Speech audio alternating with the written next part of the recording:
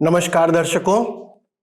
प्रिय मित्रों, आज संसार में सबसे महत्वपूर्ण आवश्यकता है सत्य की। हम संसार को प्राप्त नहीं कर सकते। यदि आप सत्य को प्राप्त करना चाहते हैं या खोज रहे हैं तो आप सही जगह पर हैं। यह है TWR इंडिया का सत्य वचन बाइबल अध्ययन कार्यक्रम और मैं आप सबों का इस कार्यक्रम में यीशु मसीह के नाम से स्वागत करता हूं।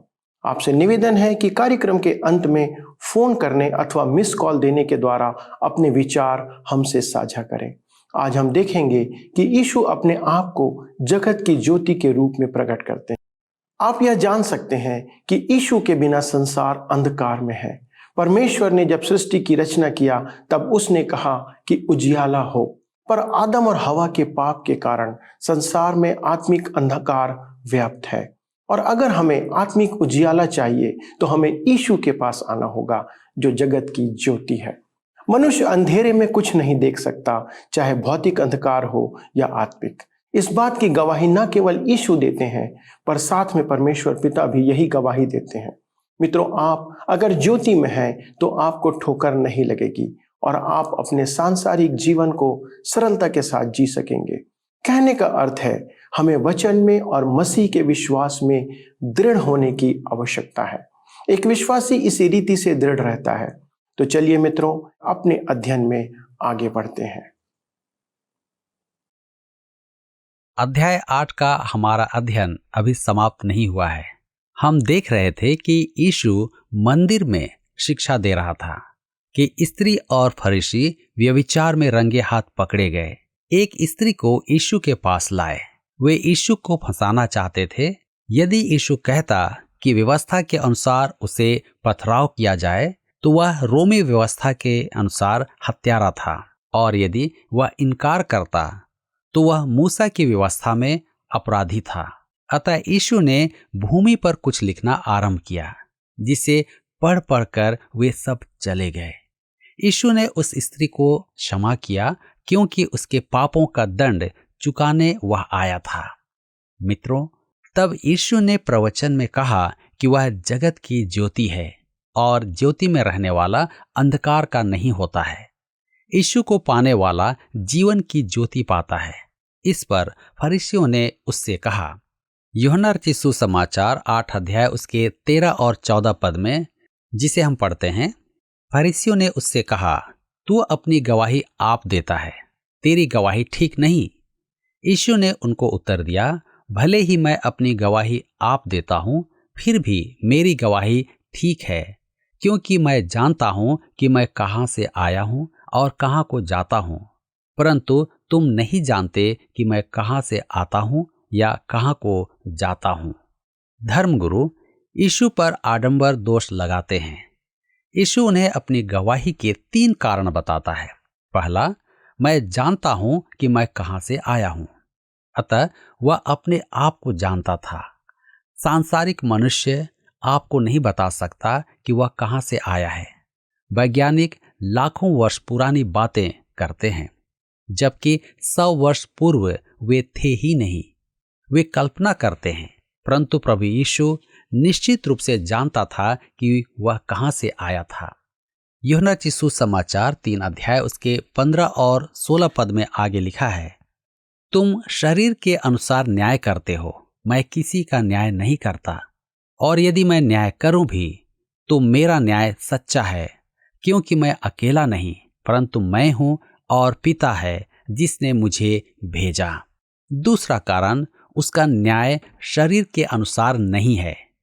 हमारा न्याय अधूरा है क्योंकि हमारे पास सब तथ्य नहीं है। विकासवाद इसका एक उदाहरण है। मनुष्य या तो कल्पना के आधार पर चलता है या उसे प्राप्त प्रकाशन के आधार पर। यीशु का न्याय स्वर्ग से आता है। वह परमेश्वर के मूल्यांकन को प्रकट करता है। यही प्रकाशन है। इस कारण धर्मगुरु यीशु के और अधिक विरोधी हो गए।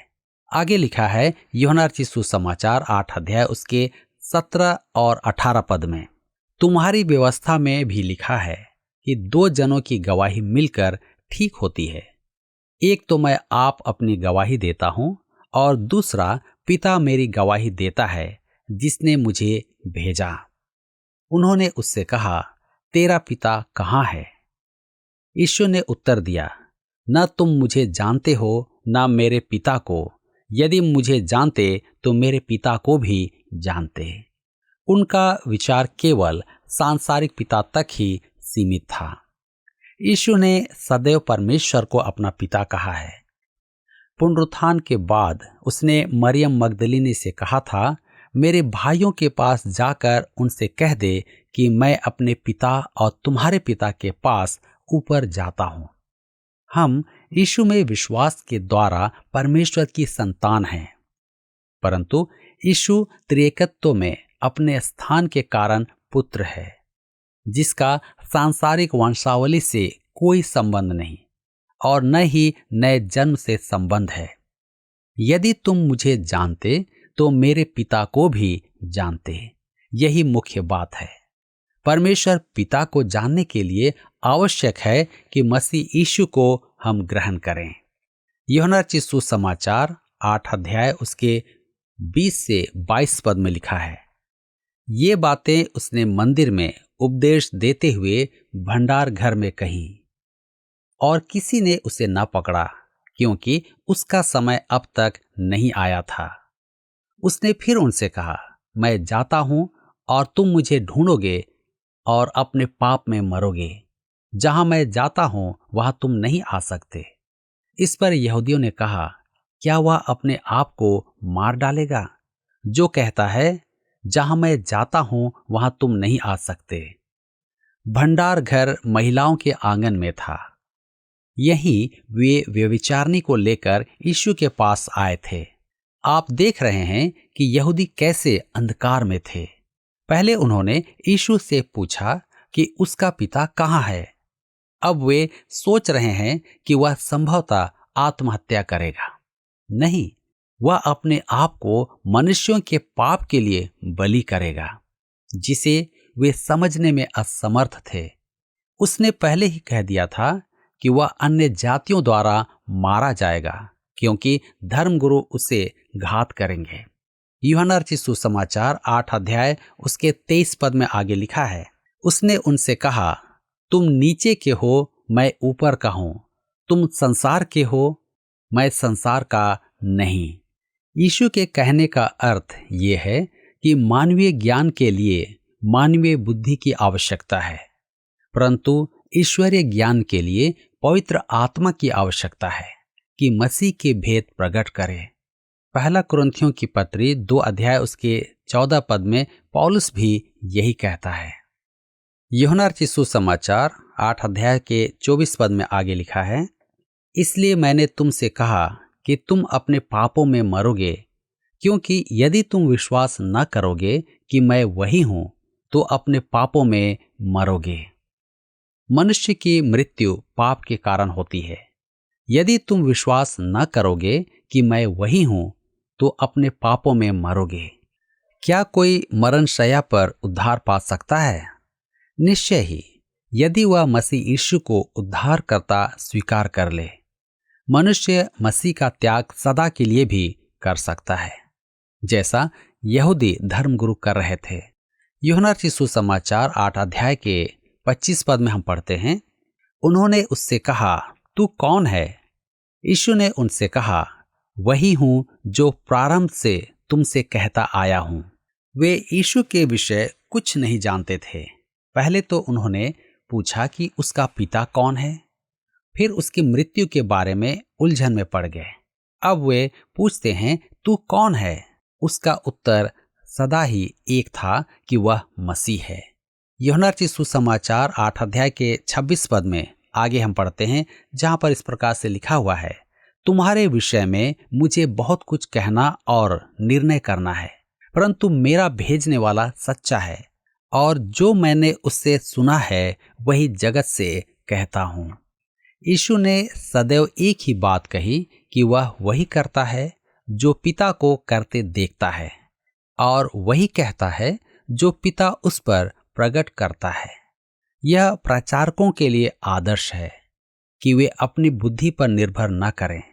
हमें परमेश्वर का वचन सुनाना है, अपनी बुद्धि की उपज नहीं। यूहन्ना रचित सुसमाचार 8 अध्याय के 27 पद में भी लिखा है, वे न समझें कि हमसे पिता के विषय में कहता है। वे सांसारिक थे, अतः स्वर्गिक बातों को समझना उनकी बुद्धि से परे था।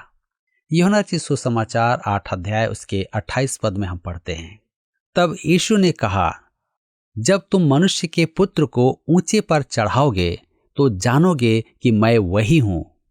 मैं अपने आप से कुछ नहीं करता, परंतु जैसे मेरे पिता ने मुझे सिखाया वैसे ही ये बातें कहता हूं। यीशु जब अपने आप को मनुष्य का पुत्र कहता है, तब वह दानियेल नबी की पुस्तक 7 अध्याय उसके 13 और 14 पद का संदर्भ देता है, जहां उसके अविनाशी राज्य की भविष्यवाणी है। यहाँ वह अपने क्रूसीकरण और भावी ताजपोशी का उल्लेख कर रहा है। यीशु के पुनरुत्थान के बाद इन्हीं धर्म गुरुओं में से अनेक ने उसमें विश्वास किया। प्रेरितों के काम की पुस्तक में यरूशलेम के याजकों के विश्वास करने का उल्लेख है। यीशु उन्हें यही समझा रहा था।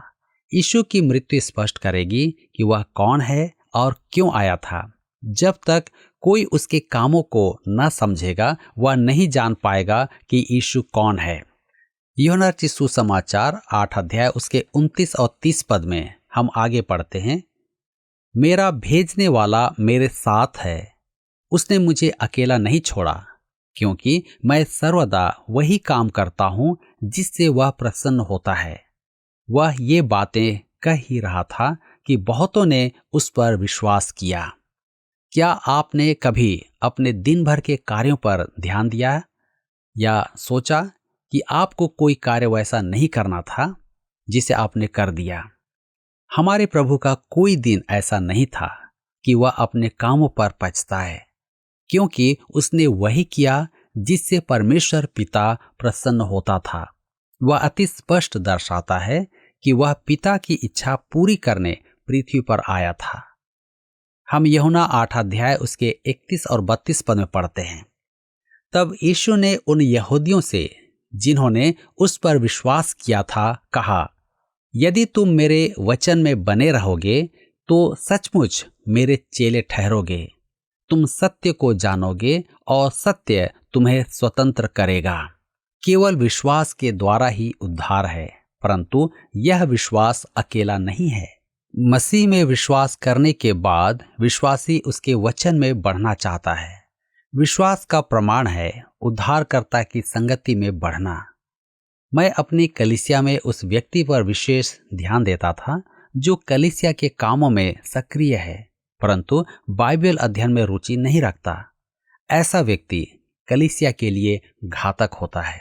सत्य को आप जानेंगे, सत्य आपको स्वतंत्र करता है, और यह सत्य है कि मसीह यीशु संसार का उद्धार करता है। वही सत्य है। पहले हम उसको उद्धारकर्ता स्वीकार करके उसके पास आते हैं, तब हम उसके साथ आगे बढ़ते हैं। हम अनुभव करते हैं कि हम स्वतंत्र हैं, हम पाप से मुक्त हो गए हैं। अब हमें नरक की चिंता नहीं करनी है। वह हमें बाध्य नहीं करता कि हम मसीही जीवन जिएं। हमें केवल उसमें विश्वास करना है और अपना जीवन उसे देना है कि अब वह हम में जिए। उसके अधीन हो जाने से हम स्वतंत्र हो जाते हैं। यूहन्ना रचित सुसमाचार 8 अध्याय के 33 पद में लिखा हुआ है, उन्होंने उसको उत्तर दिया, हम तो अब्राहम के वंश से हैं और कभी किसी के दास नहीं हुए, फिर तू कैसे कहता है कि तुम स्वतंत्र हो जाओगे? यह उनका भ्रम था कि वे पहले मिस्र के दासत्व में थे, फिर बाबुल के दासत्व में रहे और उस समय रोम के अधीन थे। यूहन्ना 8 अध्याय उसके 34 से 38 पद में हम देखते हैं, यहाँ पर इस प्रकार से लिखा हुआ है, यीशु ने उनको उत्तर दिया, मैं तुमसे सच सच कहता हूं कि जो कोई पाप करता है वह पाप का दास है। दास सदा घर में नहीं रहता, पुत्र सदा रहता है।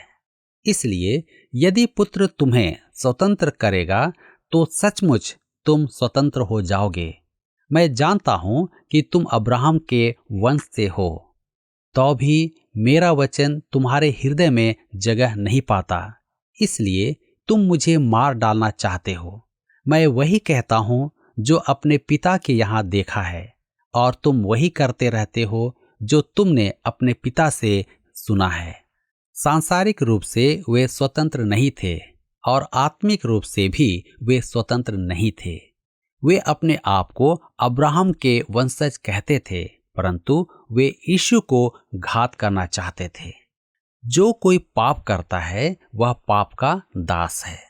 परमेश्वर की संतान प्रतिदिन अपने पाप की क्षमा मांगती है।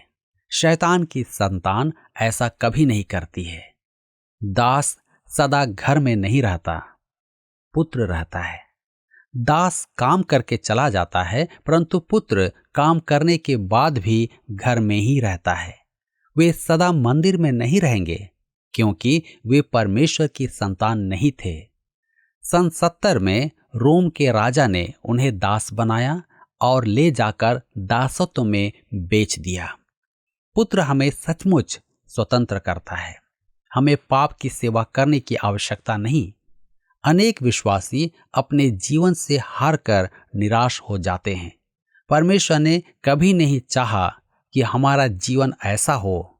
वह चाहता है कि हम पवित्र आत्मा के सामर्थ्य से उसके लिए जिएं। यूहन्ना रचित सुसमाचार 8 अध्याय उसके 39 से 44 पद में आगे हम पढ़ते हैं। उन्होंने उसको उत्तर दिया, हमारा पिता तो अब्राहम है।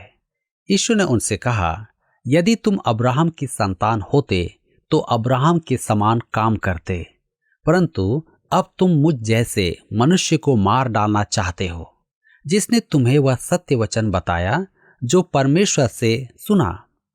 ऐसा तो अब्राहम ने नहीं किया था। तुम अपने पिता के समान काम करते हो। उन्होंने उससे कहा, हम व्यभिचार से नहीं जन्मे, हमारा एक पिता है, अर्थात परमेश्वर। यीशु ने उनसे कहा, यदि परमेश्वर तुम्हारा पिता होता तो तुम मुझसे प्रेम रखते, क्योंकि मैं परमेश्वर की ओर से आया हूं। मैं आपसे नहीं आया, परंतु उसी ने मुझे भेजा। तुम मेरी बात क्यों नहीं समझते? इसलिए कि तुम मेरा वचन सुन नहीं सकते। तुम अपने पिता शैतान से हो और अपने पिता की लालसाओं को पूरा करना चाहते हो।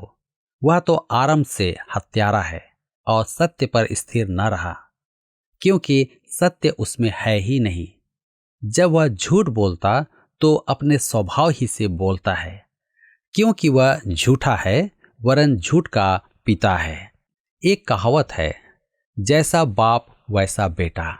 यदि वे वास्तव में अब्राहम की संतान थे तो वे किसी की हत्या का षड्यंत्र नहीं रचते, परंतु हत्या करना शैतान का काम है। अतः वे शैतान की संतान हैं। तुम वही करते हो जो तुमने अपने पिता से सुना है। उन्होंने उससे कहा, हम व्यभिचार से नहीं जन्मे, हमारा एक पिता है, अर्थात परमेश्वर। यीशु ने उनसे कहा, यदि परमेश्वर तुम्हारा पिता होता तो तुम मुझसे प्रेम रखते, क्योंकि मैं परमेश्वर की ओर से आया हूं। हम कैसे जानेंगे कि परमेश्वर हमारा पिता है? यूहन्ना अपनी पहली पत्री में हमें इसका उत्तर देता है। यूहन्ना की पहली पत्री 5 अध्याय उसके 1 पद में, जिसका यह विश्वास है कि यीशु ही मसीह है, वह परमेश्वर से उत्पन्न हुआ है। यीशु परमेश्वर की ओर से था और परमेश्वर की संतान उसकी वाणी सुनती है, परंतु यहूदी धर्मगुरु उसके वचन स्वीकार नहीं करते थे। अतः यीशु ने कहा कि उनका पिता अलग था, अर्थात शैतान उनका पिता था। आज भी अनेक मनुष्य उसके वचन स्वीकार नहीं करते हैं। वे भाईचारे की बात करते हैं, प्रेम की बात भी करते हैं, परंतु सत्य के लिए खड़े होने का अर्थ है बुराई की निंदा, जैसे प्रभु यीशु ने किया। उसके कारण विरोध उत्पन्न होगा और आपके साथ भी हो सकता है। यूहन्ना रचित सुसमाचार 8 अध्याय के 45 पद में लिखा है, परंतु मैं जो सच बोलता हूं इसीलिए तुम मेरा विश्वास नहीं करते।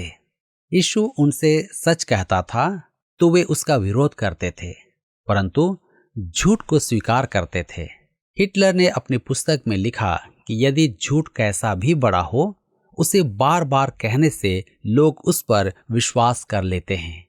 आज विज्ञापन और समाचार माध्यम इस तथ्य को स्वीकार करते हैं। आइए हम पढ़ें यूहन्ना रचित सुसमाचार 8 अध्याय उसके 46 पद से लेकर 48 पद तक।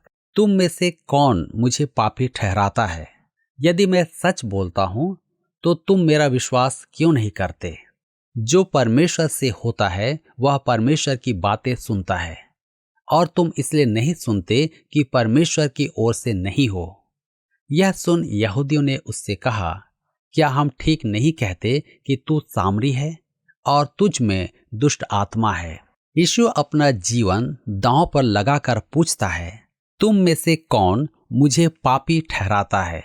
यह प्रश्न मसीह के ईश्वरत्व का प्रमाण है। उनके पास इसका कोई उत्तर नहीं था। यह वाद विवाद का सिद्धांत है कि जब आपकी तर्क हार जाए तो ठट्ठा करो। सुनिए उन्होंने क्या कहा, क्या हम ठीक नहीं कहते कि तू सामरी है और तुझ में दुष्ट आत्मा है? यह निंदा है।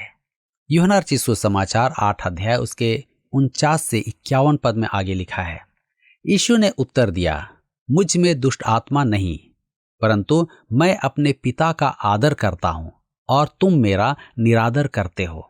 परंतु मैं अपनी प्रतिष्ठा नहीं चाहता, हाँ, एक है जो चाहता है और न्याय करता है। मैं तुमसे सच सच कहता हूं कि यदि कोई व्यक्ति मेरे वचन पर चलेगा तो वह अनंत काल तक मृत्यु को ना देखेगा। उनके मन घृणा और हत्या से भरे हैं और यीशु का मन प्रेम से भरा है। वह उनके लिए क्रूस पर अपनी जान देने जा रहा है। वे उसकी मृत्यु का षड्यंत्र रच रहे हैं, परंतु वह उनको जीवन देने की योजना पूरी कर रहा है। वह उन्हें अनंत जीवन, आत्मिक जीवन दे रहा है। यदि कोई मनुष्य मेरे वचन पर चलेगा तो वह अनंत काल तक मृत्यु को ना देखेगा। मेरे मित्रों, यह यीशु मनुष्य से कहीं अधिक है। प्रिय दर्शकों, आज हमने ज्योति और अंधकार के भेद को भली भांति समझ लिया होगा और साथ ही विश्वास के महत्व को, जिस प्रकार हम देखते हैं कि अब्राहम ने परमेश्वर पर न केवल विश्वास किया पर अपने जीवन से और कार्यों से अपने विश्वास को प्रकट किया। याकूब की पत्री 2 अध्याय के 17वें पद में लिखा है, वैसे ही विश्वास भी यदि कर्म सहित ना हो तो अपने स्वभाव में मरा हुआ है।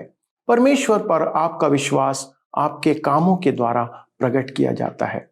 अगर हम यीशु पर विश्वास करते हैं तो उसकी आज्ञाओं पर चलना ही हमारे विश्वास का प्रकटीकरण है।